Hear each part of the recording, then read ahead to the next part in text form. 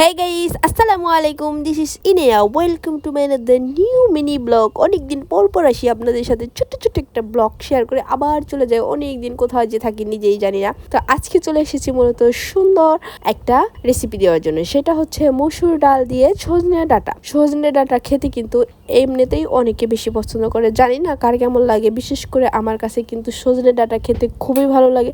তার মধ্যে যদি হয় ডাল দিয়ে সজনে ডাঁটা, তাহলে তো বলার বাহিরে।